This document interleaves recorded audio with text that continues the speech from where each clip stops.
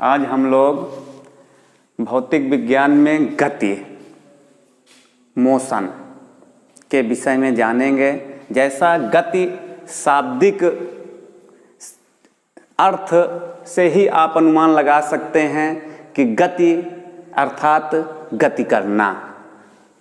जैसे हम लोग अपने आस पड़ोस, अपने वातावरण में अनेक वस्तुओं को देखते हैं। पिंड होते हैं जो गतिशील होते हैं, जैसे सड़क पर दौड़ते हुए वाहन, घूमता हुआ पंखा आदि। इन सभी वस्तुओं की गति का आभास हमें बड़ी सुगमता से हो जाता है, परंतु कभी कभी प्रत्यक्ष प्रमाणों से वस्तुओं की गति का आभास सुगमता से नहीं हो पाता, जबकि अप्रत्यक्ष प्रमाणों से वस्तुओं की गति का आभास सुगमता से हो जाता है। जैसे धूल का उड़ना, पेड़ों की पत्तियों के हिलने से हमें वायु की गति का आभास होता है।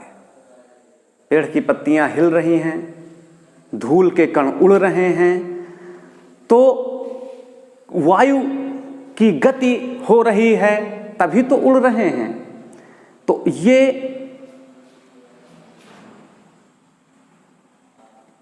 गति के विषय में हम लोग जान सकते हैं, समझ सकते हैं। कुछ चीज़ें ऐसी हैं जिनका हमें आभास होता है और कुछ चीज़ें ऐसी हैं जिनका हमें आभास नहीं हो पाता है। तो गति है क्या चीज़? यदि किसी वस्तु की स्थिति समय के साथ परिवर्तित हो रही हो, यदि किसी वस्तु की स्थिति समय के साथ परिवर्तित हो रही हो, कोई वस्तु ये है, मान लीजिए ये वस्तु 30 सेकंड में यहां से यहां पहुंच गई, तो ये समय के साथ परिवर्तित होकर यहां पहुंची। तो कैसे पहुंची?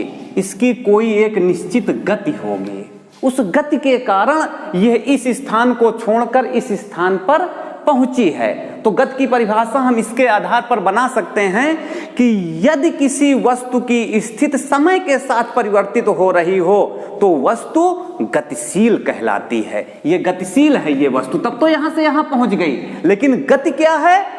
इसको गतिशील बनाने में जो कारक होते हैं, वस्तु की स्थिति के परिवर्तन के लिए, इस वस्तु की स्थिति में जो ये परिवर्तन हुआ, इसे जो गतिशील बना रहा है जो कारक, वो कारक क्या है?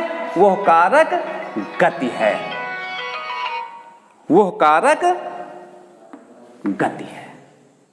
पुनः आप समझिए, यदि किसी वस्तु की स्थिति समय के साथ परिवर्तित हो रही है, यदि किसी वस्तु की स्थिति समय के साथ परिवर्तित हो रही है, तो यह परिवर्तन गतिशील कहलाता है।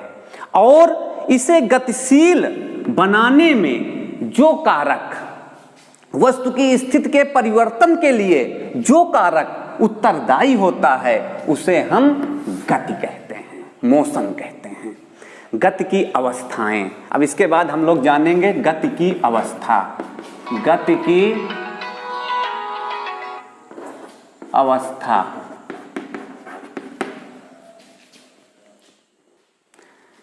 गति की अवस्था।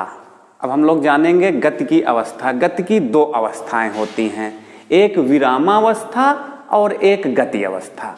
विरामावस्था क्या है? यदि कोई वस्तु समय के साथ अपनी गति में कोई परिवर्तन नहीं करती है तो वह अवस्था विरामावस्था कहलाती है। परंतु यदि कोई वस्तु एक निश्चित समयांतराल में उसकी अवस्था में परिवर्तन हो जाता है तो वह गति अवस्था कहलाती है। विरामावस्था क्या है कि यदि जब कोई वस्तु समय के साथ अपनी स्थिति में कोई परिवर्तन नहीं करती तो वो वस्तु विरामावस्था कहलाती है। जैसे मेज पर रखा हुआ पंखा, मेज पर रखा हुआ पेपर वेट, मेज पर रखा हुआ ईंटा, ये विरामावस्था है। परंतु गति अवस्था, जब कोई वस्तु समय के साथ अपनी स्थिति में कोई परिवर्तन करती है तो वस्तु गतिशील या गति अवस्था कहलाती है। जैसे इसके बहुत से उदाहरण आपको मिलेंगे, जैसे वायु में उड़ता हुआ वायुयान, सड़क पर दौड़ते हुए वाहन, पटरियों पर चलती हुई ट्रेन, ये गति अवस्था था के गति के प्रकार, type of motion. Type of motion, गति के प्रकार। पहला प्रकार है रेखीय गति। जब कोई वस्तु या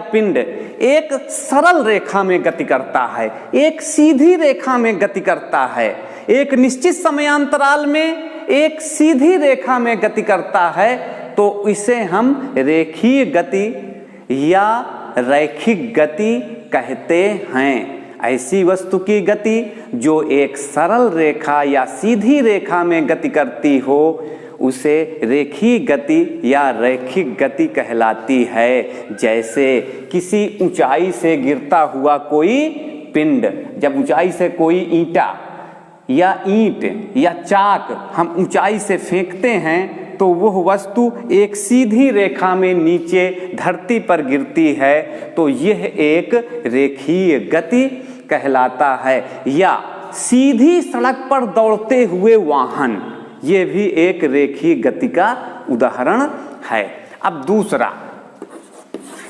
एक समान वृत्तीय गति। एक समान वृत्तीय गति, यूनिफॉर्म सर्कुलर मोशन। एक समान वृत्तीय गति, यूनिफॉर्म सर्कुलर मोशन। एक समान वृत्तीय गति क्या है? ऐसी वस्तु की गति जो वृत्तीय पथ पर समान समयांतराल में समान दूरी तय करती है, एक समान वृत्तीय गति कहलाती है। जैसे सूर्य के चारों ओर चक्कर लगाती हुई हमारी पृथ्वी, ऐसी वस्तु की गति जो वृत्तीय पथ पर समान समयांतराल में समान दूरी तय करती है, ऐसी गति एक समान वृत्तीय गति कहलाती है। एक समान वृत्तीय गति कहलाती है। जैसे ये वृत्तीय पथ है, समान समयांतराल में तय की गई समान दूरी, एक निश्चित समय 30 सेकंड में अगर दूरी तय कर रहे हैं तो एक ये निश्चित समय है। निश्चित समयांतराल में ऐसी वस्तु की गति जो वृत्तीय पथ पर, केवल वृत्तीय पथ है, एक समान वृत्तीय गति, वृत्तीय पथ पर एक समान समयांतराल में समान दूरी तय करती है। जैसे हमने उदाहरण दिया, सूर्य के चारों ओर चक्कर लगाती हुई हमारी पृथ्वी।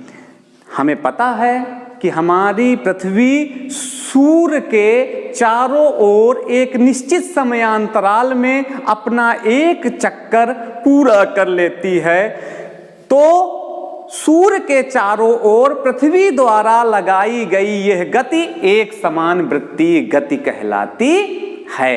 अब अगला हमारा उदाहरण, अगला हमारा गति का प्रकार हुआ अनियमित गति।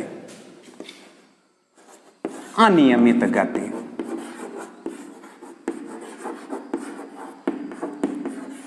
नाम से ही ज्ञात हो रहा है अनियमित, जिसका कोई नियमित ना हो, जो चीज नियमित ना हो, तो अनियमित।